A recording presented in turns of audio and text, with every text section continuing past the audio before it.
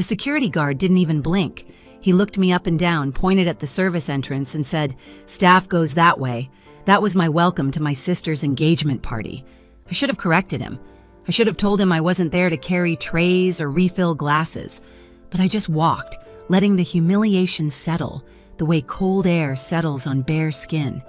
Because the people inside that polished future-in-law family my sister was desperate to impress, they had no idea who I really was. And the moment they found out, well, that was the beginning of the real party. My sister had called me 2 weeks before the party with the same tone she used when reminding me to dress appropriately for family photos. She spoke quickly, like she was afraid I might interrupt her script. She said the event would be elegant, important, full of people who understood success, and that I should try just this once to look like I was part of the family, instead of someone who accidentally wandered into their pictures. She didn't mean it to hurt.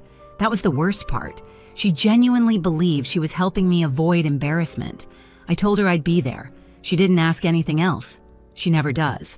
For as long as I can remember, my sister has cared more about appearances than reality. Growing up, she'd straighten picture frames before hugging anyone hello. She was the one who insisted on matching dresses every Christmas, who memorized the names of every family at our school, who learned to speak the language of wealth before understanding the cost of it.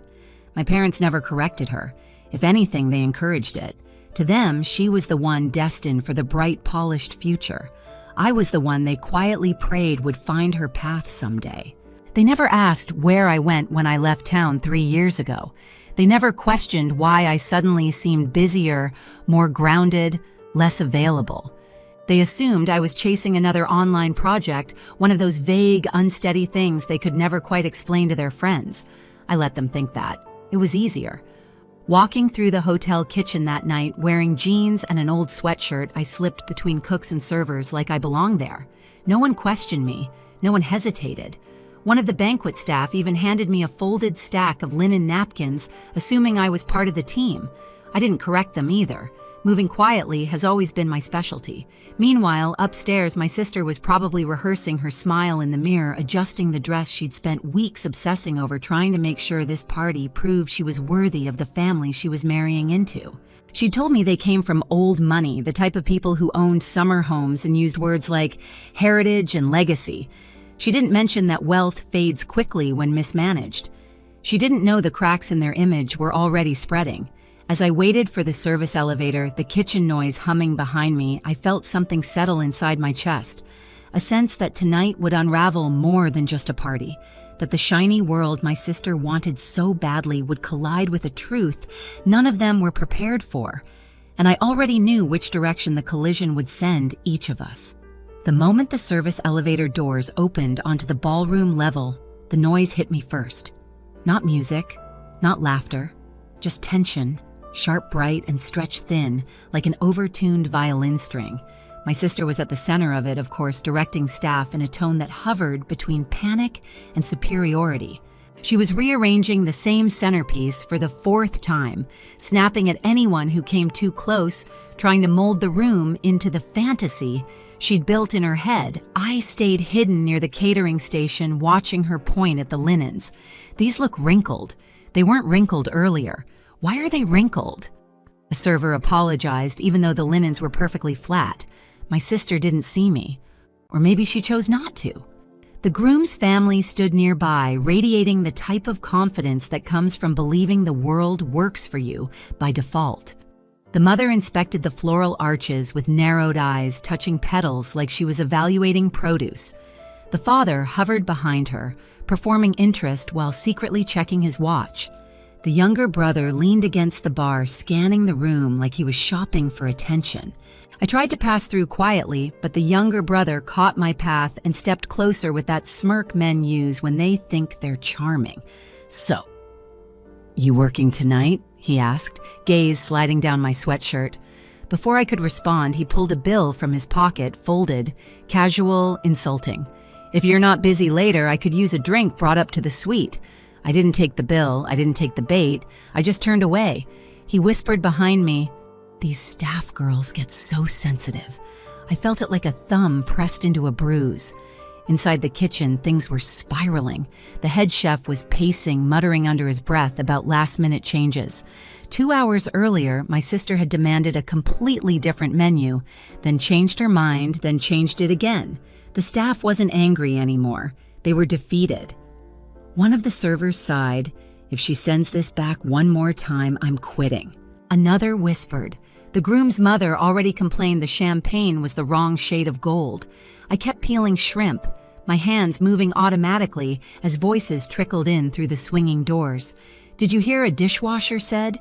The groom's mother tried to pay one of the sound guys to fix something in the audio later.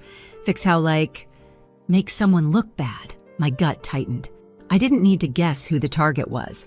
The room buzzed again when one of the floor managers rushed in pale. "The event payment bounced," he whispered to the chef. "It got returned this afternoon." The chef's spoon clattered onto the counter. "What do you mean, bounced? I mean, there's no money." The truth rippled through the kitchen in a chilling wave. I felt my breath leave my chest, not from surprise, but from confirmation. Pieces I'd been sensing all night suddenly locked together like someone snapping the final tile into a mosaic I hadn't realized I was building.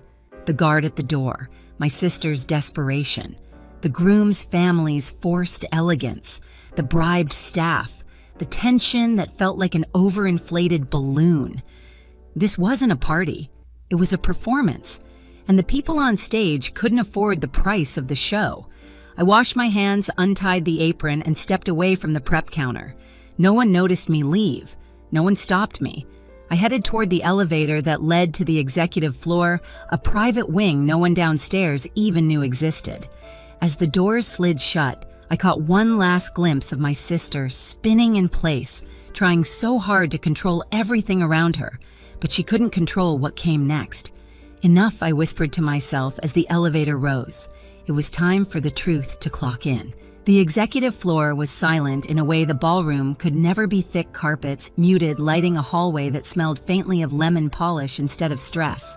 When I stepped out of the elevator, the shift was immediate. Downstairs, I was invisible. Up here, I was the one who decided which world existed below. I pressed my fingertip to the sensor, and the private office door clicked open. The space looked exactly the same as it had that morning. Clean lines, soft gray furniture, floor-to-ceiling windows overlooking the city. A place built for clarity, not chaos. I walked straight to the monitor wall. A few taps and every camera in the building answered me. Ballroom entrances, kitchen corridors, sound booth, angles, service hallways. I rewound the ballroom feed until I found what I was looking for. There she was, the groom's mother, leaning close to a staff member near the audio station. Her hand slipped something into his palm. Cash. He nodded quickly, eyes darting around like a guilty child. She gestured at the microphone stand, then at my sister, who was fussing with the flower arrangements again. The staffer pocketed the money, then plugged something small into the control panel. Sabotage. Organized, deliberate, practiced. I felt my heartbeat slow. Not speed up slow, the way it does when anger sharpens into purpose. I switched to another feed, the one near the main office where event invoices were processed. A notification flashed on screen, payment returned, insufficient funds. The ballroom downstairs had been dressed in gold and crystal, but the truth was written in a single line of text. Then another file blinked, a report from earlier in the day. I opened it. Bills unpaid, mortgages stacked, liens accumulating. The so-called old money was held together with borrowed time and hollow pride. Their estate on the opposite coast was hanging on by a thread, one bank letter away from leaving their grasp entirely. I leaned back in the chair and exhaled. My sister didn't know this. She was chasing a fantasy she thought she needed, blind to the cracks. Blind to the way they looked at her like she was a life raft disguised as a fiancé. I didn't blame her, but I wasn't going to let her drown in someone else's debt. I called down to the security team, keeping my voice even. I asked them to pull copies of the interaction at the audio booth. Then I called the general manager and told him to wait for my signal before addressing the bounced event bill. Everything would be handled professionally, legally, clean. This wouldn't be revenge for humiliation at the door. This would be a correction, truth replacing performance. Before heading back downstairs, I stood a moment at the window. The ballroom lights glowed through the glass like a glittering lie. They still thought I was a server. They still thought I didn't belong. They had no idea the ground beneath them had already shifted, and they were about to learn it the hard way. The elevator doors opened again onto the ballroom level, and the contrast hit me like a blast of heat. Downstairs, everything was noise and movement, servers weaving between tables, guests holding champagne like trophies, the kind of laughter that sounded rehearsed. No one noticed when I stepped out. I was still invisible, still wrapped in the disguise everyone had so generously handed me. Perfect. I walked slowly, carrying an empty tray just to complete the illusion. The younger brother of the groom was still by the bar, leaning back like he owned the place. When he saw me, he grinned, lifted his glass slightly, and mouthed something suggestive. If only he knew. My sister was at the center of the ballroom, fluttering around the decor, fidgeting with the floral arches as if perfection could hold the evening together. She looked anxious, hopeful, terrified, everything at once. She kept glancing toward the groom's mother, trying to decode every micro-reaction. The groom's mother stood tall, chin tilted like a blade, her eyes scanning the room as if she were inspecting property she might buy. She didn't see the cracks forming beneath her feet. She didn't notice the staffer she had bribed earlier, now hovering nervously near the sound booth, his hand brushing the pocket where he kept the cash. Her plan was about seconds away from detonating, but mine was already in motion. When the ballroom doors opened again, I saw the general manager walk in. He carried a folder in both hands, the way people hold objects that contain bad news. He scanned the crowd, hesitating, then his eyes landed on me.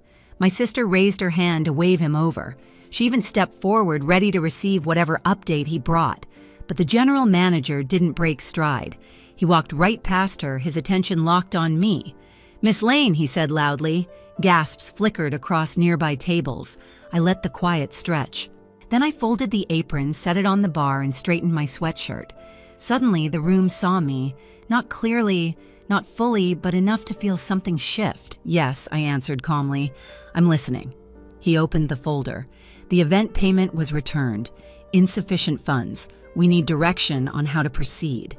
The ballroom stilled. It wasn't silence, more like a breath held collectively. The groom's mother looked as if someone had slapped her. The groom's father stared at the floor. The younger brother straightened abruptly. My sister froze, mid-step, confusion flooding her face. I reached into my pocket, pulled out my phone, and connected it to the ballroom's AV system. The screens flickered, then filled with security footage angles from the hallway, the bar, the audio booth. And then the image zoomed. It showed the groom's mother leaning in, slipping cash into a staff member's hand, pointing at the microphone. The staffer inserting a device into the sound panel, her lips forming instructions. The room responded like a wave hitting shore. First a murmur, then voices overlapping, then stunned silence. My sister let out a tiny sound, something between shock and betrayal. The groom stared at his mother, horror widening his eyes. "What did you do?" She didn't answer. I didn't wait. "There's more," I said, tapping the next file.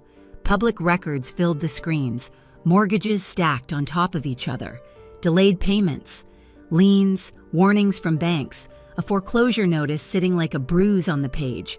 "They aren't the old money legacy they claim to be," I said quietly.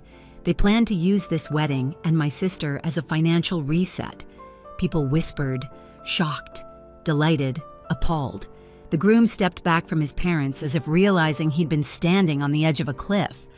My sister stared at the screens, trembling. "You knew this." "I confirmed it tonight," I told her. "But the signs were everywhere." The groom's mother finally snapped. "This is an invasion of privacy. How dare you? These are public records," I cut in. "Anyone can access them." She opened her mouth again, but before she could speak, I tapped the final clip. Footage of her going through my sister's handbag. Gasps. More whispers. My sister staggered. "Why would you go through my things?" The groom's mother didn't answer. Her lips pressed into a thin line. That's when I stepped into the center of the ballroom. "This event should never have been about status or image," I said. But tonight it became something worse: manipulation, sabotage, lies. I looked directly at the groom's mother. "You tried to destroy someone else's reputation to protect your own. You tried to use my sister as collateral, and you tried to sabotage an event in a building you had no idea belonged to me." The groom's mother froze. My sister blinked, trying to process everything. "You own this place," I nodded. "And the rest of the chain." Shock moved across her face in slow motion, surprise, confusion, guilt, something soft and heartbreaking. "Why didn't you tell me I tried?" I said, gently. "But you were too busy worrying about how I looked to hear what I had accomplished." Her chin wobbled. The groom turned toward me. "I swear I didn't know they were doing this. If I had—" "This isn't about you choosing sides," I interrupted. "This is about choosing truth." I faced the groom's mother. "For your actions tonight, you have two options." She stiffened. "One, leave quietly right now and I will absorb the cost of this event as a gift to my sister. 2, I report the attempted sabotage, attempted fraud, and bounced payment, and let the authorities handle it." Her husband tugged her arm urgently. "Let's go." She didn't argue. She walked toward the exit, her heels tapping out the tempo of defeat. The younger brother hurried behind them. The groom stayed. He turned to my sister with tears in his eyes. "I don't care about the money. I care about you. I want to build a life with you on our own terms, not theirs." My sister sobbed, collapsing against him. But then she turned back to me, her voice breaking. "I'm so sorry. For everything. For not seeing you. For not listening. For letting my insecurity turn you into something smaller in my mind." I stepped forward and pulled her into my arms. She cried harder. "You're not small," I whispered. "You just forgot who you were. Tonight was a reminder." Behind us, the guests slowly resumed talking. The band began playing a softer song. A few staff members gave me grateful nods. The room settled into a strange mix of shock and relief, a party turned courtroom turned lesson. My sister lifted her head. "What happens now?" Now I said, "You choose a future built on honesty instead of image." The groom slipped his hand into hers. "I want that too." I nodded. "Then start from the ground up, together." As they stood beside me, quiet, humbled, real, I felt something inside me loosen. This wasn't revenge. This was clarity, a new beginning carved out of old wounds. Tonight, truth didn't just come out, it came home. The ballroom emptied quickly after that. The groom's parents slipped out without looking back, leaving behind the last fragments of the image they'd tried so hard to polish. Staff members moved quietly, relieved, almost lighter, as if someone had finally opened a window in a stuffy room. My sister and her fiancé stayed behind with me. They weren't glamorous or poised anymore. They were just two people standing in the ruins of a night that had almost broken them. And in that rawness, something honest finally appeared. The next morning, my sister showed up at the hotel in simple clothes and asked where she should start. I pointed her toward housekeeping. She didn't argue. She wanted to understand the people she'd spoken over, ordered around, dismissed without thought. The groom joined the accounting team, determined to face the numbers his family had avoided for years. Weeks passed. They moved into a modest apartment across the city, paying their own rent, learning how to shop with coupons, laughing at burnt dinners. I watched them grow into themselves. As for the groom's family, their estate on the opposite coast eventually slipped into foreclosure. They relocated south, chasing a quieter life. Justice didn't roar. It unfolded quietly, exactly the way truth prefers. A year later, my sister married in the hotel garden. No chandeliers, no performances, just sunlight, a few close friends, and a promise built on truth instead of expectation. She walked through the service entrance on purpose that day, smiling like she finally understood where her real life began. I stood in the back, watching her step into a future she chose, not one chosen for her. And for the first time in a long time, everything felt right. If this story stayed with you, share your thoughts below and hit subscribe so you won't miss the next chapter.